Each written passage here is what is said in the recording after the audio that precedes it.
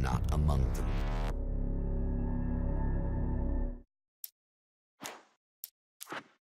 I'd found her film from the pile of containers in the back. I'd threaded it into the projector. I swallowed hard, staring at the screen, hearing her voice, the sunrise I remembered so well only moments away. And then Mr. was there, nailed by the projector's beam, caught in his own trap. He shouted at me, first in confusion, then rage. And then the sun came up and things started to burn.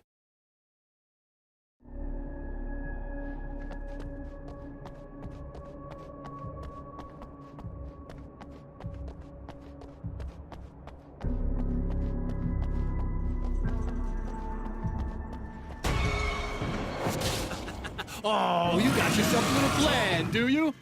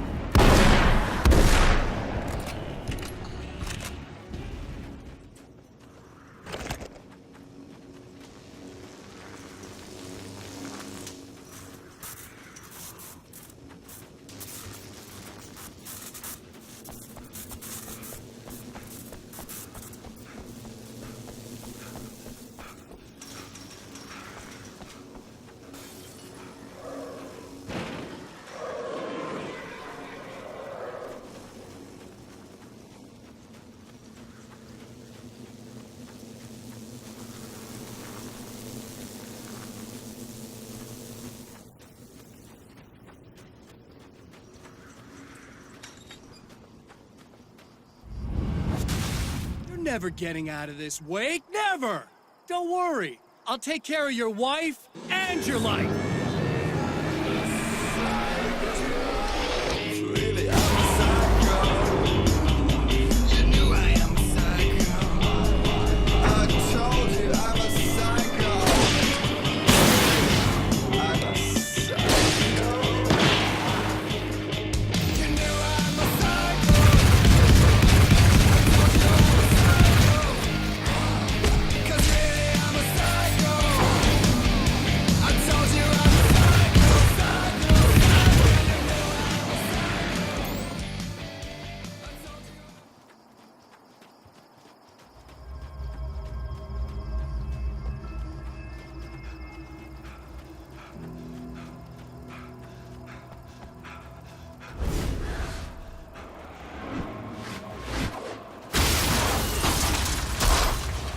don't know what you think you're doing, but I'll send you right back to the beginning.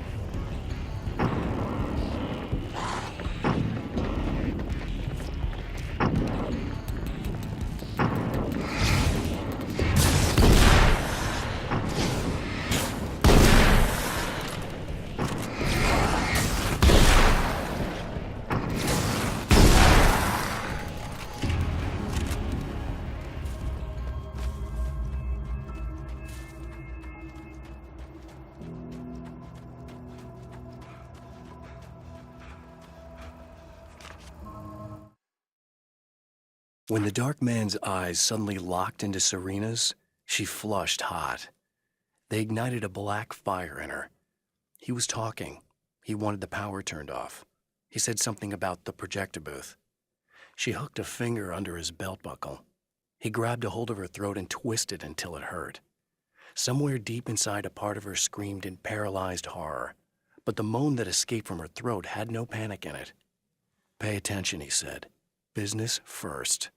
His eyes glittered shamelessly. Hers did too.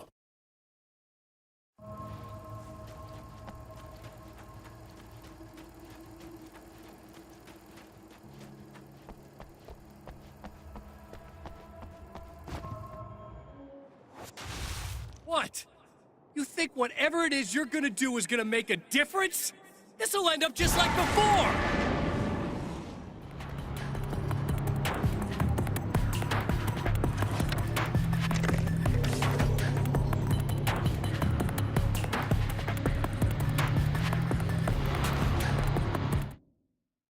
There's more to fighting the Taken than just burning away the darkness that protects them. When I'm fighting for my life, I find myself slipping into a state of intense concentration that makes the beam of my flashlight seem more powerful and focused.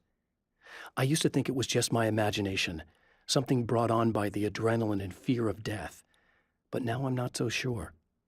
I've been touched by powers that I can't begin to truly comprehend. And they've left a mark. I'm starting to think this might be a part of it. I've been around for a while now, you know? While you've been indisposed, stuck in the darkness, I've been busy. I operate in the shadows, not always literally, you understand? I'm a little more resilient than those I've taken, but I do my best work in the dark.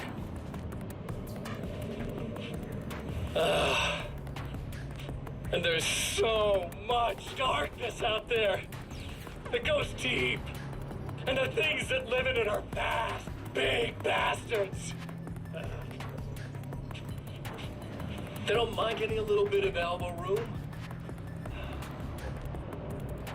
All that chaos and madness, it doesn't really do that much down there. It's like pouring a glass of water into the ocean, right? But up here, yeah, you can really make an impact. All they need is someone to bring them all the way through. But first, I had to take care of you. You party pooper. You're stuck in an eternal cycle now. The sun's never coming up for you. Everything else? Do my thing. Get a bit of quality time with Alice. That's a little something for me. And I deserve it.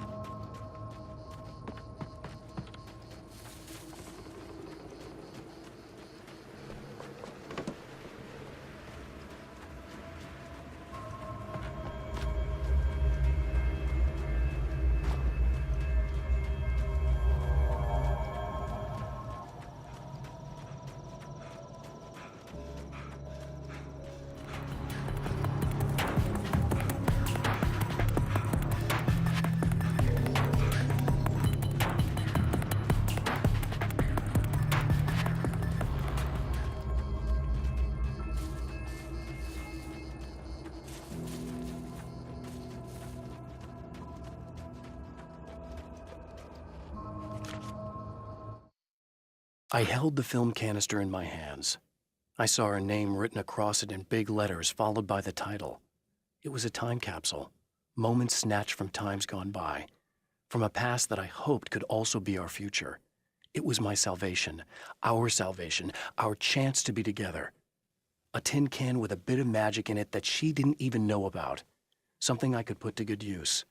There were only moments left before I had to face him.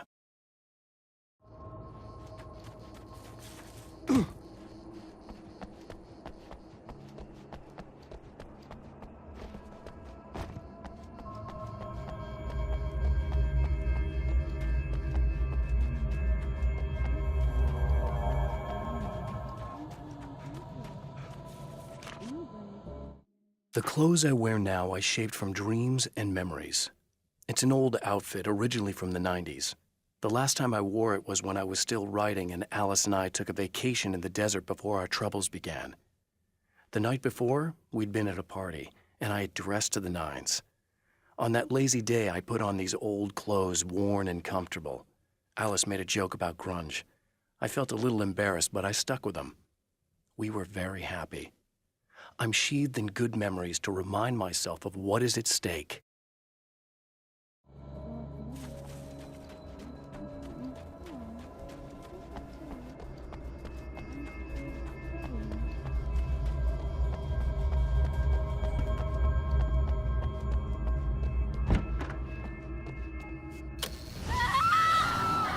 Oh, hey. I'm hoping I can put an end to this now. You'd better. I really don't want that to happen to me again.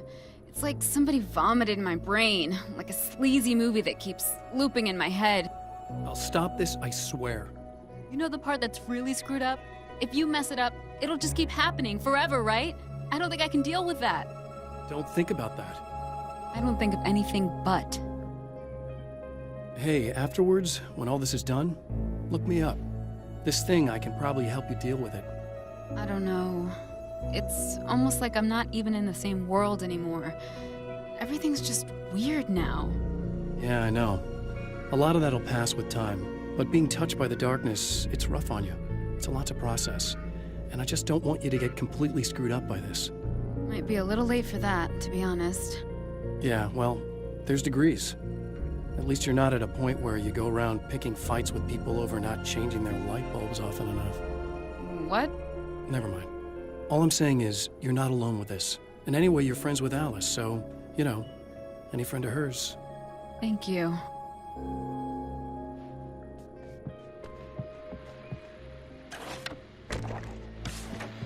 Hello, folks, and welcome to the third part of our pre-recorded interview with Serena Valdivia and renowned photographer Alice Wink. So, tell me about the film. It's called Sunrise, and it really wasn't something I ever thought of as an actual film. It was just footage, things I saw and happened to shoot. It's not a medium I'm very much at home with. You shouldn't put yourself down. You've got a great eye. Maybe, but experience is another thing. Because you're primarily a still photographer. Yes, exactly. So I'm really used to thinking of the world in terms of snapshots. I frame something and try to pick the right moment, and then reveal that moment to people. Moving images are a different story. I'm still learning a lot about it, to be honest. So, this is a new thing for you? Or maybe I'm just a slow learner. But showing it like this is definitely a new step for me. It's a little weird taking something this intimate and showing it to everybody. Not that the material itself is somehow shocking. It's just that those were private moments. But that's why it works, because it feels genuine. It's not so much a story as it is a sort of an echo, showing us how you saw your husband at the time. It's not really about the sunrise itself or Alan watching it. It's about you two together. I suppose. It's funny, looking at it now, especially now that it's been edited like that. It takes on a life of its own, almost. It's a kind of a fantasy. Well, there's nothing wrong with that. No, you're right. I'm glad you talked me into it.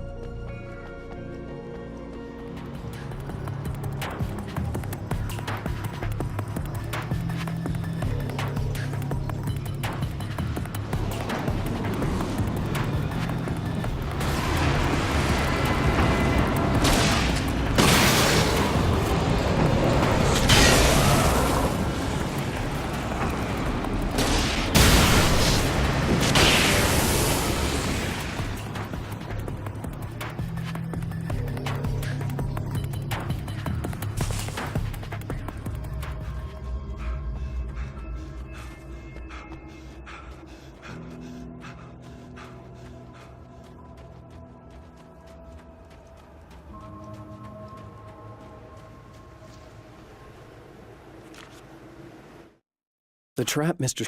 has set for me is as simple as it is impossible.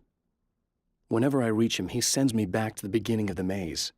It's a loop in time. I go through it only to end up where I started. There's a brutal genius to it.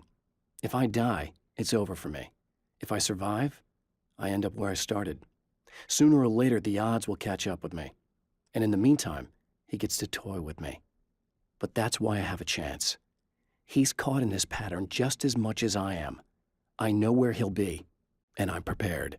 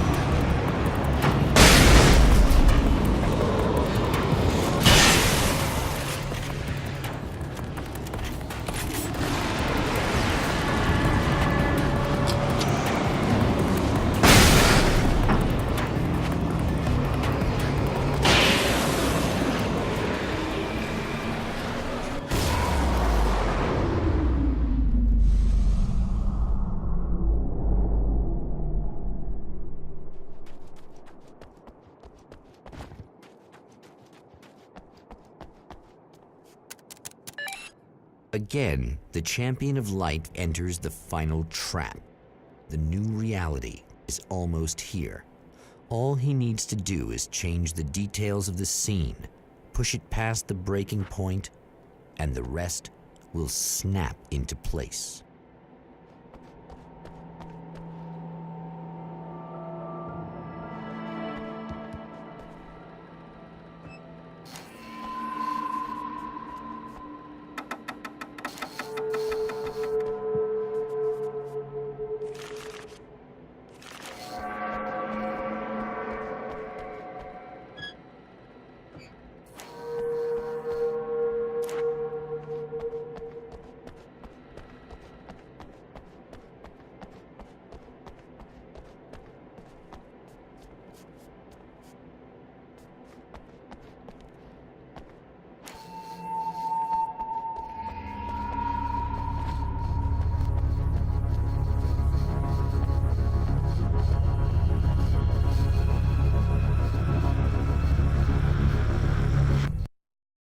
Oh, come on, buddy. Why don't you... What? What is this? No! No!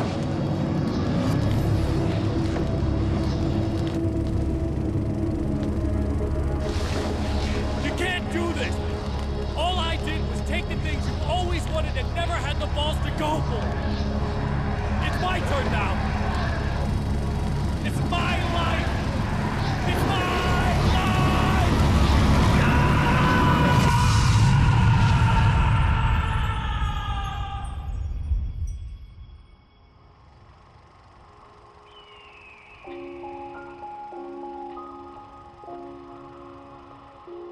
Alan?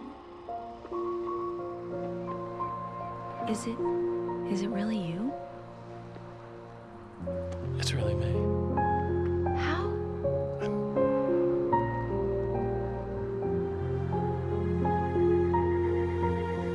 I love you. I love you.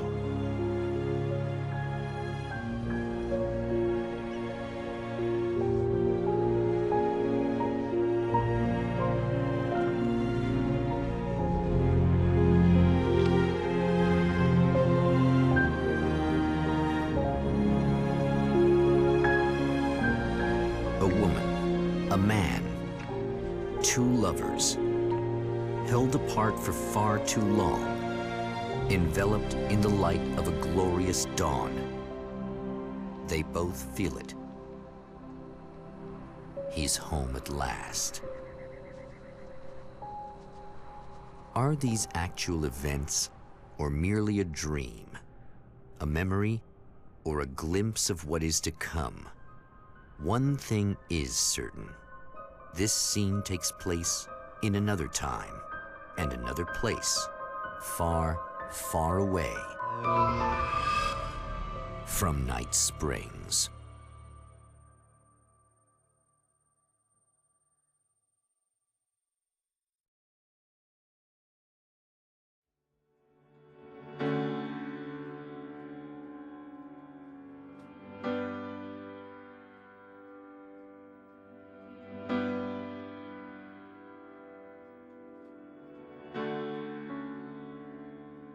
You know it feels nice watching the sun come up, and I've realized I can never return.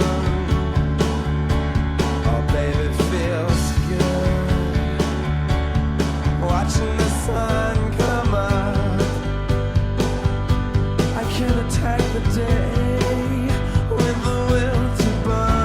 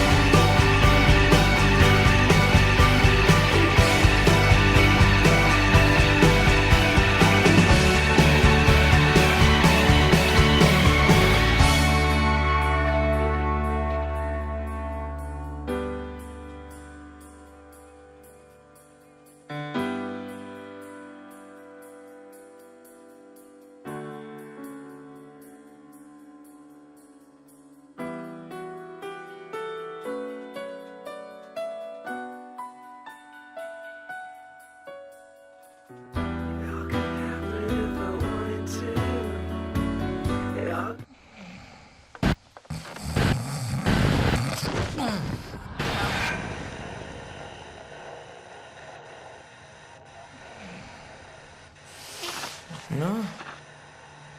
Al?